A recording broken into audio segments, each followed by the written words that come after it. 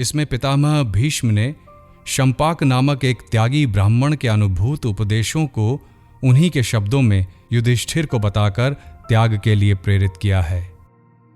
संसार में धनी हो अथवा निर्धन, सुख दुख प्रत्येक मनुष्य को होता है। त्याग के बिना न वास्तविक सुख मिलता है, न ही परमात्मा। युधिष्ठिर ने पूछा, पितामह, धनी और निर्धन दोनों स्वतंत्रता पूर्वक व्यवहार करते हैं, फिर उन्हें किस रूप में और कैसे सुख और दुख की प्राप्ति होती है? भीष्म जी ने कहा, युधिष्ठिर, इस विषय में विद्वान पुरुष इस पुरातन इतिहास का उदाहरण देते हैं, जिसे परम शांत जीवन मुक्त शंपाक ने यहां कहा था। पूर्व काल की बात है। फटे पुराने वस्त्रों एवं अपनी दुष्टा स्त्री और भूख के कारण अत्यंत कष्ट पाने वाले एक त्यागी ब्राह्मण ने, जिसका नाम शंपाक था, मुझसे इस प्रकार कहा, इस संसार में जो भी मनुष्य उत्पन्न होता है, वह धनी हो या निर्धन, उसे जन्म से ही नाना प्रकार के सुख दुख प्राप्त होने लगते हैं। विधाता यदि उसे सुख और दुख इन दोनों में से किसी एक के मार्ग पर ले जाए, तो वह न तो सुख पाकर प्रसन्न हो और न दुख में पड़कर परितप्त हो। तुम जो कामना रहित होकर भी अपने कल्याण का साधन नहीं कर रहे हो और मन को वश में नहीं कर रहे हो, इसका कारण यही है कि तुमने राज्य का बोझा अपने पर उठा रखा है।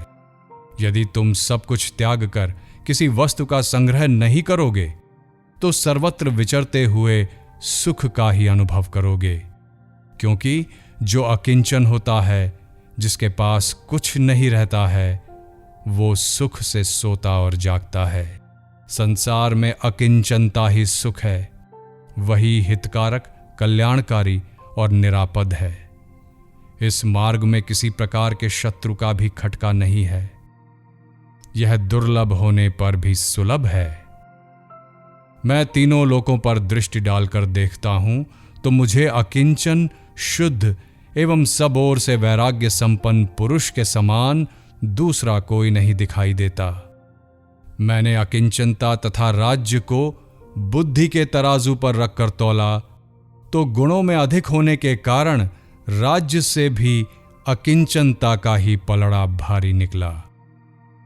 अकिंचनता तथा राज्य में बड़ा भारी अंतर यह है कि धनी राजा सदा इस प्रकार उद्विग्न रहता है, मानो मौत के मुंह में पड़ा हुआ हो। परंतु जो मनुष्य धन को त्याग कर उसकी आसक्ति से मुक्त हो गया है और मन में किसी तरह की कामना नहीं रखता, उस पर न अग्नि का जोर चलता है, न अरिष्टकारी ग्रहों का, न मृत्यु उसका कुछ बिगाड़ सकती है, न डाकू और लुटेरे ही। वो सदा दैव इच्छा के अनुसार विचरता है, बिना बिछौने के भूतल पर सोता है, बाहों का ही तकिया लगाता है और सदा शांत भाव से रहता है।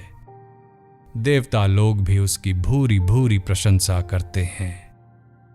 जो धनवान है, वो क्रोध और लोभ के आवेश में आकर अपनी विचार शक्ति को खो बैठता है, टेढ़ी आंखों से देखता है, उसका मुंह सूखा रहता है, भौहें चढ़ी होती हैं और वो पाप में ही मग्न रहता है।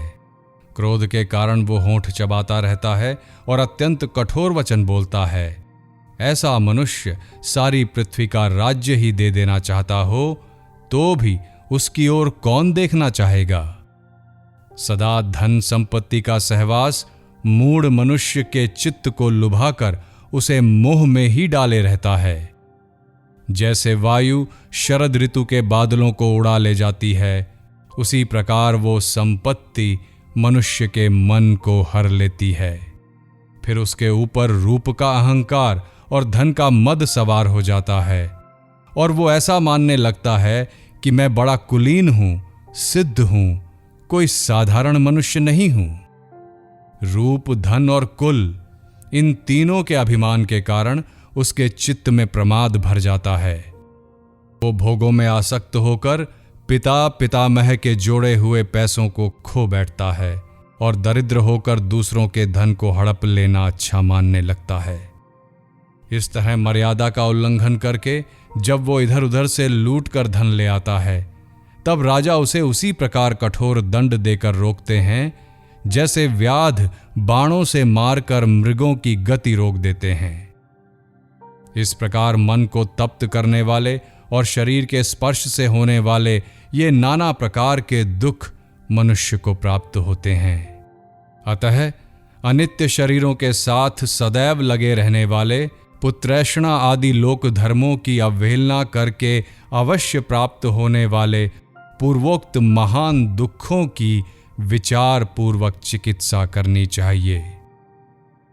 कोई मनुष्य त्याग किए बिना सुख नहीं पाता, त्याग किए बिना परमात्मा को नहीं पा सकता और त्याग किए बिना निर्भय सो नहीं सकता। इसलिए तुम भी सब कुछ त्याग कर सुखी हो जाओ। इस प्रकार पूर्व काल में शंपाक नामक ब्राह्मण ने हस्तिनापुर में मुझसे त्याग की महिमा का वर्णन किया था। अतः त्याग ही सबसे श्रेष्ठ माना गया है।